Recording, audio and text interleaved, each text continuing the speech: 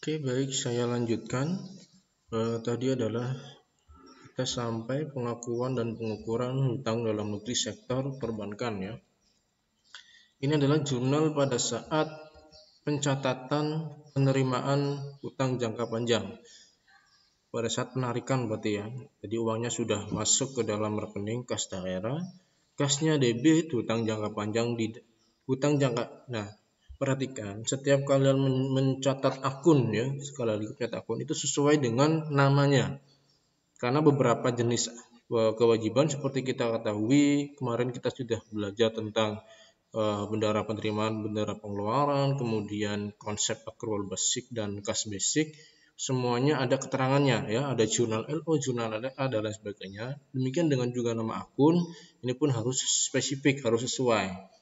Pada saat pencatatan hutang sektor hutang jangka panjang dalam negeri sektor perbankan, jurnal ada dua jurnal ya, sama seperti di konsep bendara penerimaan dan bendara pengeluaran ya. Ada jurnal LO dan jurnal LRA. Di jurnal LO atau laporan operasi di kas daerah itu debit, kreditnya adalah hutang jangka panjang dan kreditnya adalah hutang jangka panjang. Kemudian jurnal realisasi anggarannya atau LRA-nya adalah estimasi perubahan sal atau perubahan salnya debit, kreditnya adalah penerimaan pembiayaan pinjaman sektor perbankan. Hutang ini berarti di dalam jurnal LRA disebutkan atau diakui sebagai penerimaan pembiayaan atau pembiayaan pendanaan ya, seperti itu. Yang nantinya akan dikembalikan. Sudah tahu ya apa itu pengertiannya pembiayaan? Sejumlah uang yang akan dikembalikan kembali baik itu di kita yang membiayai ataupun kita membutuhkan pembiayaan. Paham ya? Ini ada dua jurnal. Jadi jurnal LO dan jurnal LRA. Di jurnal LRA ada perubahan sal, kreditnya adalah penerimaan pembiayaan sektor perbankan. Ya, pinjaman sektor perbankan. Nah, kemudian pada saat reklasifikasi apabila ya ada akhir tahun, hutang jangka panjang, hutang dalam negeri sektor perbankan. Nah, ini jurnalnya sama tadi seperti bagian lancar hutang jangka panjang. Jadi mengurangi hutang jangka panjang, bagian lancar hutang jangka panjang setelah dilunasi pada tahun pertama, maka mengurangi hutang jangka panjang. Kalau tadi di dalam bagian lancar hutang jangka panjang belum terlalu spesifik apakah itu hutang perbankan dalam negeri ataupun bukan. Ini sudah spesifik bahwa hutang jangka panjang dalam negeri sektor perbankan. Jadinya adalah bagian lancar hutang jangka panjang. Jadi seperti kalian ketahui, bagian lancar hutang jangka panjang di dalam pencatatannya nanti akan mengurangi nilai hutang jangka panjang itu sendiri. Kemudian pada saat membayar pokok pinjaman, ya. Pada saat pembayaran pokok pinjaman berarti kan ada kas yang dikeluarkan. Maka prinsipnya tadi kita menggunakan cash basic atau prinsip anggaran ya. Bagian lancar hutang jangka panjangnya debit karena dikurangi, kasnya kredit. Ya, membayar. Kemudian jurnal LRA-nya adalah pengeluaran pembiayaan debit dan perubahan salnya kredit. Kasnya perubahan sal sekali lagi mengikuti kas yang ada di jurnal LO. Sampai sini apakah paham? Ini pada saat tahun pertama ya. Ada reklasifikasi akhir tahun. Kas keluar, kas dikredit, bagian lancar hutang jangka panjang atau yang dilunasi pada tahun itu. Ya, kemudian pengeluaran pembiayaan pinjaman sektor perbankan estimasi perubahan sal. Oke. Jadi begini, saya tegaskan lagi bahwa di sini yang dimaksud dengan reklasifikasi artinya adalah pengakuan ya, pengakuan jumlah utang yang telah dilunasi pada tahun tersebut, di mana pengakuan tersebut nantinya akan mengurangi jumlah hutang jangka panjang yang sudah diterima. Jadi pada saat akhir tahun itu akan menghitung bagian lancar utang jangka panjang, di mana nanti untuk mengurangi pokok pinjaman dari jangka panjang. Kemudian pada saat membayar, kas itu ya dibayarkannya langsung mengurangi bagian lancar hutang jangka panjang. Nah, pada saat di sini di debit bagian lancar hutang jangka panjang di akhir tahun ini, kasnya kredit, kemudian pengeluaran pembiayaan ya, kemudian perubahan salnya di kredit, maka nanti di akhir tahun berikutnya pun sama, reklasifikasi akhir tahun. Ini kemudian adalah jurnal untuk pencatatan pembayaran bunganya, beban bunga debit, kasnya kredit. Sama jurnalnya ada dua, LO dan LRA. Beban itu spesifik atau ciri khas dari jurnal LO, belanja adalah ciri khas dari jurnal LRA. Beban bunga debit, kas kredit di jurnal LO, dan di jurnal LRA-nya adalah belanja bunga dan perubahan sal atau estimasi perubahan sal.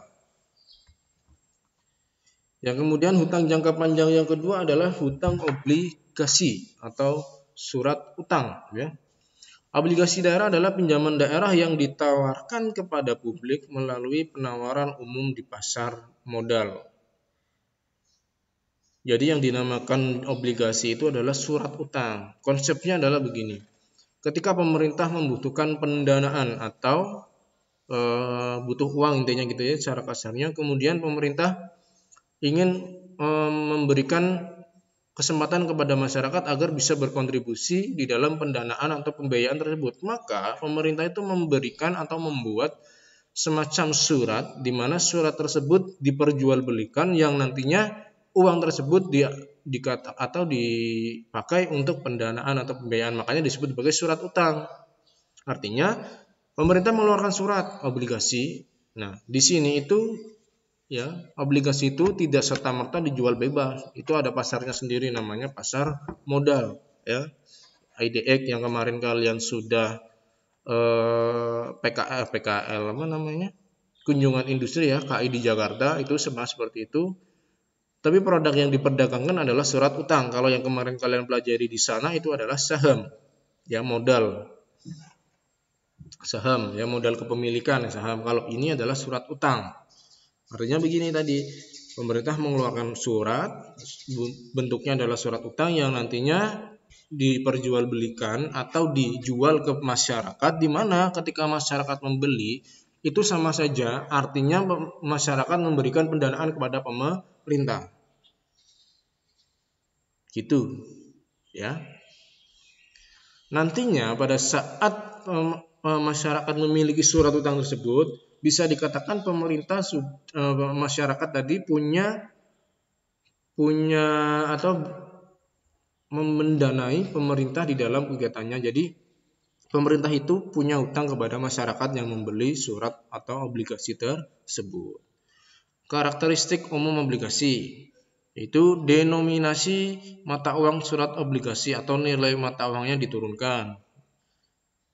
Nilai par atau nilai nominalnya ya, nilai nominalnya, dan kemudian ada nilai jatuh temponya. Kemudian besaran suku bunganya berapa, apakah tetap ataupun variabel. Kemudian tanggal-tanggal pembayarannya, kemudian jangka waktu yang meliputi tanggal mulai berlaku dan berakhirnya hutang. Tanggal mulai berlakunya utang berarti pada saat surat itu sah ya, diterima masyarakat atau dikeluarkan oleh pemerintah dan kemudian diserahkan ke masyarakat. Kemudian berakhirnya hutang itu artinya pemerintah harus istilahnya itu berarti memberikan kontribusi atas pinjaman yang diberikan oleh masyarakat. Artinya masyarakat nantinya akan memperoleh timbal balik seperti itu. Akan memperoleh timbal balik. Nah, bagaimana cara pelunasan surat utang yang dimaksud? Apakah sekaligus atau diangsur? Jadi ada kemungkinan untuk ditarik sebelum tanggal jatuh tempo. Makanya kita mengenal yang namanya premium atau diskonto atau diskon. Nanti ini akan kalian pelajari secara spesifik di akuntansi keuangan nanti ya.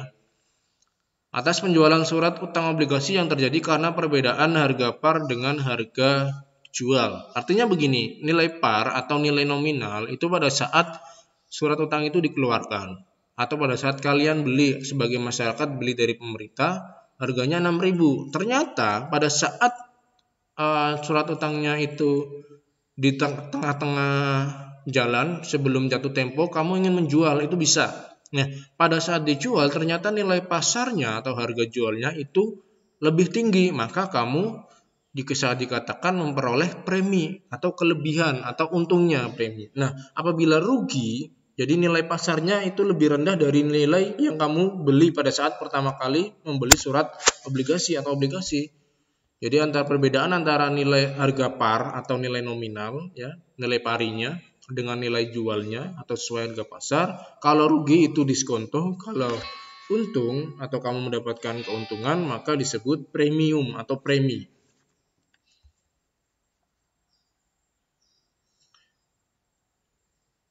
Nah, kapan hutang obligasi negara diakui yaitu pada saat kewajiban timbul, yaitu pada saat terjadinya transaksi penjualan atau pada saat pemerintah dan masyarakat, pemerintah mengeluarkan surat, masyarakat membeli, ada transaksi penjualan, itu diakui.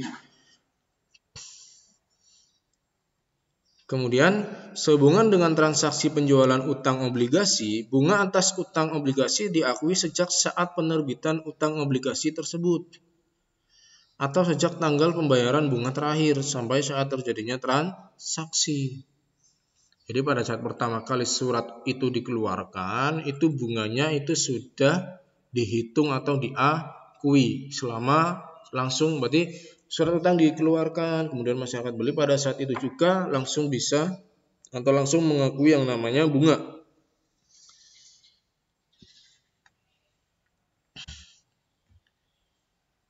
Kemudian bagaimana pengukurannya atau diukur seperti apa? Hutang obligasi negara atau daerah dicatat sebesar nilai nominal atau nilai parinya ditambah premi ya atau dikurangi diskon yang disajikan pada akun terpisah. Ya, ditambah. Jadi nanti jumlahnya ada premi dan ada diskontonya.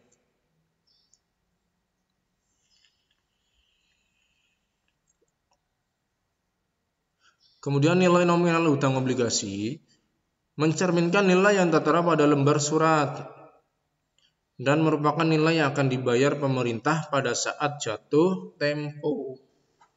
Jadi nilai obligasi atau nilai yang nantinya akan dilunasi oleh pemerintah pada saat mengeluarkan surat obligasi tersebut dan sudah saatnya jatuh tempo itu sebesar nilai yang tercantum di suratnya, nilai yang tertera pada surat obligasinya atau utang obligasinya tersebut. Bagaimana dengan nilai par dan nilai diskonto? Itu adalah untuk mencatat posisi keuangan di dalam neraca, baik itu neracanya si pembeli, entah itu masyarakat, pihak ketiga atau perusahaan ataupun pemerintah. Tetapi pada saat pemerintah melunasi kepada pihak ketiga, masyarakat ataupun perusahaan dan lain sebagainya, itu sesuai dengan nilai nominal yang tertera di dalam surat utang obligasi.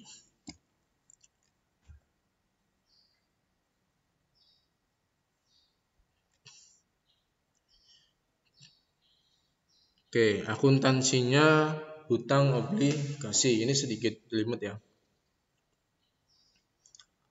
Pada saat penjualan, selama beredar dan saat pelunasan. Pada saat penjualan kita ada data yang namanya tanggal pembayaran bunga, nilai nominalnya atau harga nominal. Di antara tanggal pembayaran bunga ada premi dan diskonto. Pada saat penjualan itu pemerintah rugi atau untung, atau kita yang menjual setelah kita punya surat utang itu ada premi diskonto.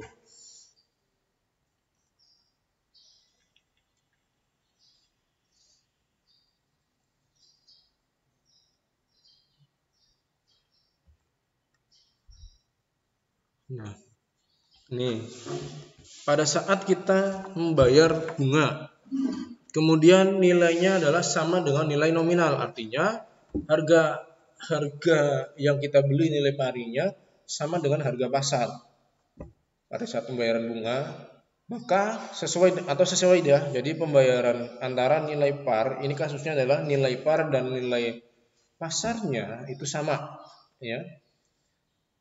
Maka langsung saja kas di kas daerah debit,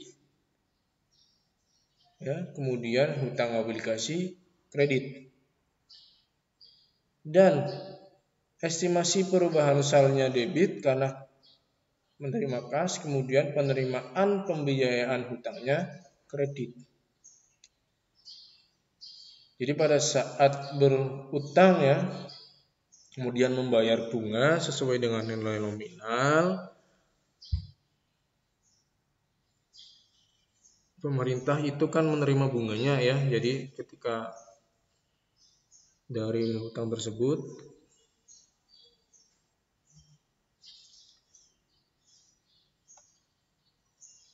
ini Pak, kasusnya adalah nilai nominal sama dengan nilai pasar. Jurnalnya ada dua, ya, LO dan LRA. Ini memang butuh pemahaman lebih lanjut. Nanti kalian akan belajar lebih lanjut di akuntansi keuangan. Kalau di sini saya akan jelaskan secara sekilas saja. Yang penting tahu jurnalnya. Karena ini sedikit rumit, karena selain untuk menentukan premi diskonto itu ada nilai present value. Present value adalah nilai mata uang pada saat sekarang ataupun nanti yang akan datang. Itu ada perhitungannya. Jadi cukup rumit.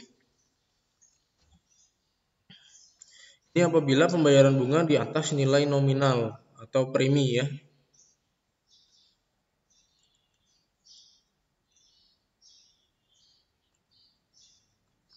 Kas di kas daerah debit, utang obligasi kredit, preminya kredit.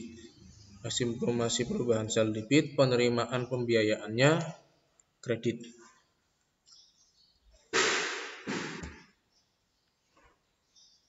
Kemudian apabila pembayaran bunga di bawah nilai nominal atau nilai pasarnya itu lebih tinggi dari nilai nominal pada saat kita beli, maka diskonto bukan premi. Itu, ya. Kas di kas daerah debit, diskontonya debit, kreditnya utang obligasi. Sama, jurnalnya adalah jurnal LO dan jurnal LRA. Estimasi perubahan saldo debit, penerimaan pembiayaannya adalah kredit.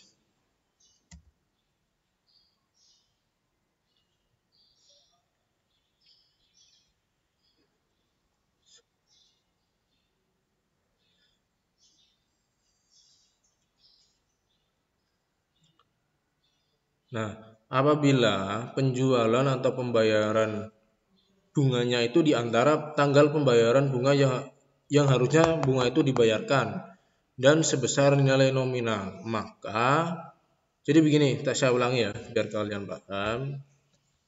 Ini yang dimaksud saat penjualan ini, ya. Saat penjualan yaitu pada tanggal pembayaran bunga. Ini tanggal pembayaran bunganya gini, ya. Ini pada saat ini nih. Nah, ini akuntansi hutang obligasi kan ada saat penjualan, ada selama beredar, dan saat pelunasan. Nah, di slide ini pada saat penjualan kita memperhatikan tanggal pembayaran, harga nominal di antara tanggal pembayaran bunga dan premi atau diskonto. Nah, jurnal yang pertama ini adalah penjualan pada saat tanggalnya itu. Ini sebetulnya bukan pembayaran bunga, sorry, ya, saya ganti aja, wis.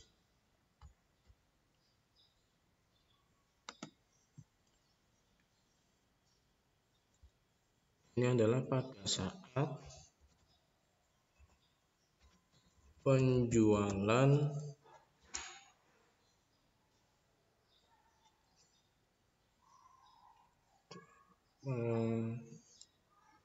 obligasi, pada saat penjualan obligasi pertama kali terbit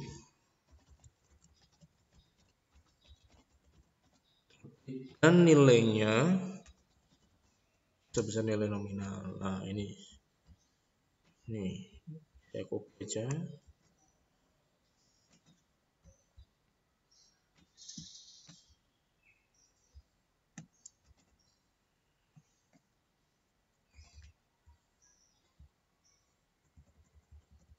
Oke, ulangi ya.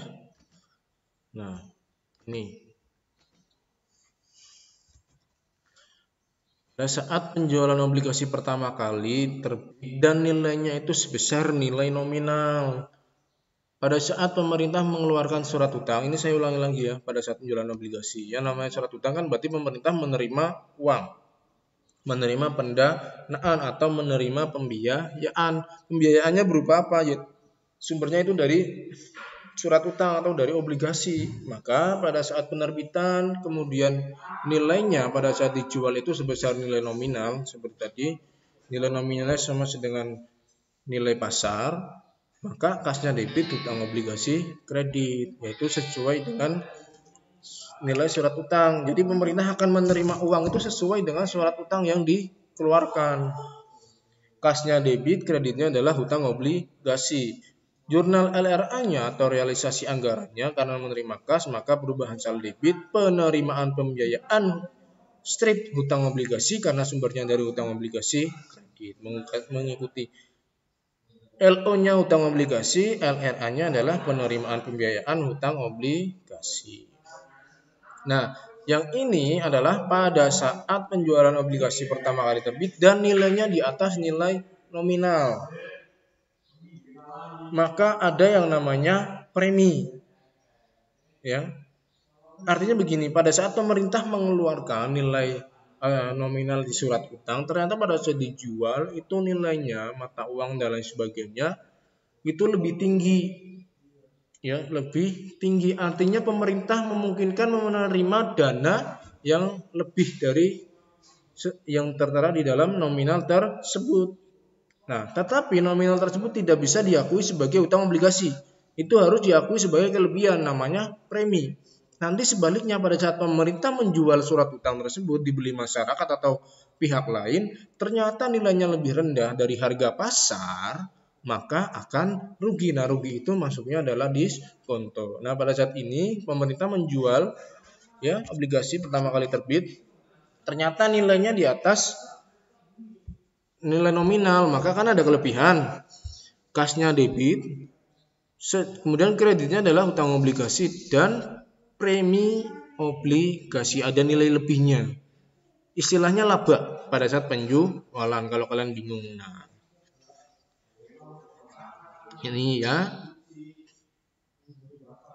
Dan kemudian karena hutang, jadi begini, di jurnal LO itu harus dipisah antara premi dan hutang obligasi. Ini fungsinya untuk menentukan pada saat nanti kita akan menjual surat utang kembali, kita punya premi atau punya diskonto itu apabila suratnya ini akan dijual lagi, kita masih punya track recordnya.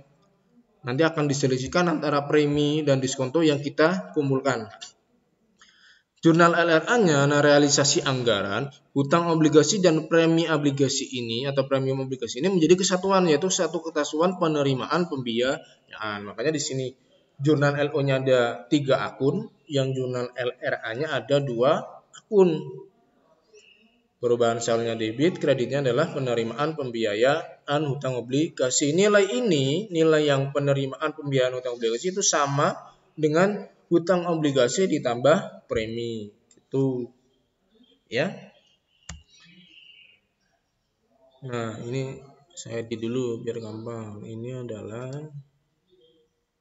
saat pertama kali terbit. Nah, ini kebalikannya tadi ya.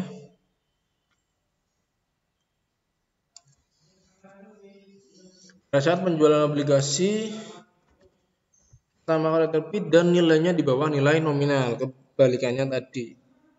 Oke, kebalikannya adalah diskonto, kebalikannya premi. Artinya kenapa diskontonya debit? Kan gini, pemerintah misal begini, pemerintah menerbitkan surat utang sejumlah 20 juta. Ketika dijual ke masyarakat, ternyata harganya adalah 19.500.000. Oke. Maka pemerintah menerima uangnya adalah 19.500.000. Nah, kenapa demikian? Karena 500-nya itu adalah diskonto, kerugian kita pemerintah pada saat menjual karena nilainya lebih kecil dari nilai pasar atau di bawah nilai pasar. Sorry kembali. Betul nilai pasar. Di bawah, sorry. Masya Allah. Jadi pada saat pemerintah menjual, nilai nominal yang tertera itu ternyata harganya ketinggian daripada nilai pasar. Jadi nilai pasarnya itu lebih rendah, makanya kan rugi ya, atau di bawah nilai nominal harganya. Maka pemerintah hanya menerima 19.500.000, di mana akunnya di sini adalah kas di kas daerah. Kas di kas daerah 19.500.000, diskontonya kerugiannya adalah 500.000. Hutangnya tetap, yaitu sesuai nilai nominal. Sekali lagi, pencatatan atau pengukuran utang obligasi itu sesuai dengan nilai nominal. Kemudian jurnal LR-nya adalah mengikuti, sama seperti di atasnya.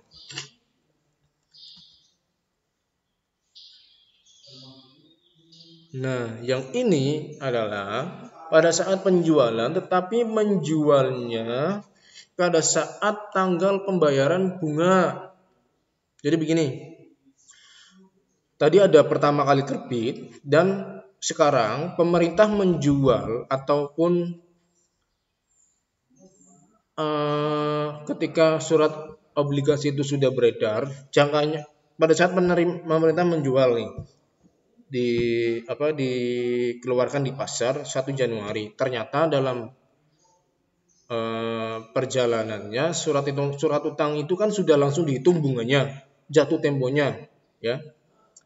Pada saat dijual, jadi begini, obligasi ini pemerintah bisa membeli. Ini kita tidak hanya membicarakan tentang pemerintah. Pada saat penjualan atau di antara tanggal bunga, misal tanggal bunganya adalah Januari sampai Desember. Kemudian pemerintah menjualnya di bulan tengah-tengah Juni, misal. Maka perhitungan bunganya tidak boleh menghitung seperti di awal Januari, tidak ada bunganya, tidak boleh. Pada saat penjualan Juni itu, maka bunganya itu harus dihitung mulai Januari sampai pada saat penjualan. Makanya di sini ada kas yang diterima berapa, itu ditambahkan dengan bunga yang sudah dibayarkan, mendapatkan bunga. Itu paham ya? Oke, lanjut. Ini sebesar nilai nominal ya. Jadi ini bedakan dengan tadi pada saat pembayaran di pertama kali terbit tetapi sesuai nilai nominal, dan pertama kali terbit dan saya ulangi, ini ya sama dengan pembayaran pada saat pertama kali terbit atau penjualan pertama kali terbit, dan ini penjualan pada saat sudah berlalu atau sudah pembayaran bunga. Tuh.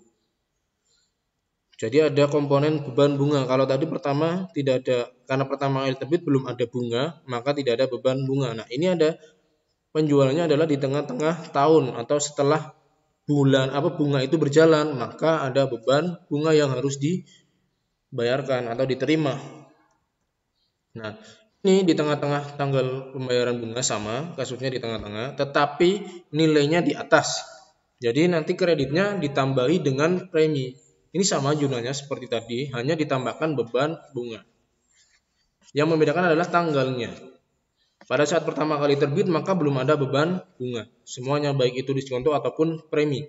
Tapi pada saat penjualannya di tengah-tengah setelah bunga itu sudah berjalan, maka itu harus ada beban bunga. Gitu.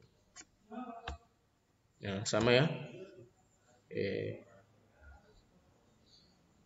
Nah, ini yang saya bilang rumit itu adalah pada saat perhitungan amortisasi atau pengurangan nilai premi dan diskonto tadi, dan diamortisasi dengan pembayaran bunga. Ini nanti tidak perlu kalian lebih lanjut, karena yang penting adalah kalian tahu jurnalnya. Sebenarnya kalau di akuntansi kewajiban ini, target saya adalah kalian paham bagaimana cara menjurnalnya atau jurnalnya itu apa. Karena pun nanti soal-soal yang saya buat pun akan dibuat sesederhana mungkin.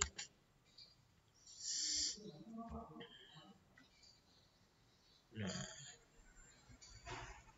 ini pada saat pemerintah membayar bunga.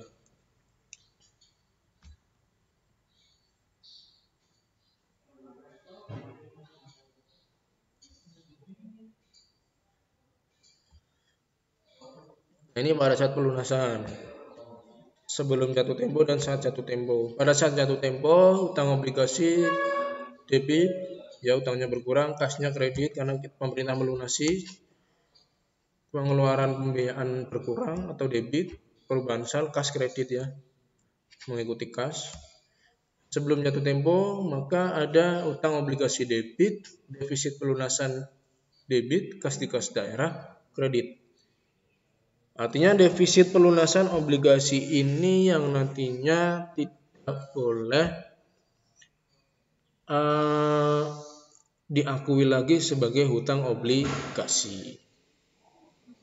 Tapi di dalam realisasinya pengeluaran pembiayaan itu langsung digabungkan. Artinya begini, seharusnya kan hutang obligasi itu dilunasi pada saat jatuh tempo, misal 10 juta. Ternyata 10 juta itu misal Januari sampai Desember. Nah, pada saat pelunasan ternyata melunasinya bulan November. Atau kita biar gampang, di dalam 1 tahun, di dalam surat obligasi itu nominalnya 12 juta. Nah, maka logikanya kan setiap bulannya kalau kita bagikan 1 bulan berarti 1 juta. Nah, pada saat pelunasan jatuh tempo itu harusnya langsung 12 juta.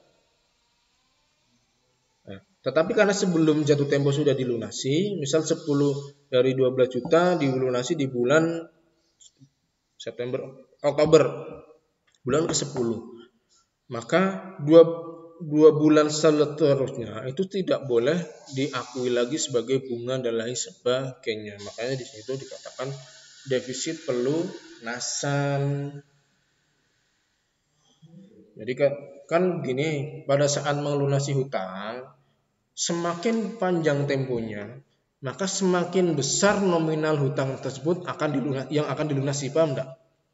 Nah, pada saat nominal temponya dikurangi, maka nominal hutang yang dilunasi itu maka otomatis kan bunganya berkurang, maka ada defisit, ada pengurangan, ada kekurangannya. Nah, maka di sini katakan defisit pelunasan obligasi.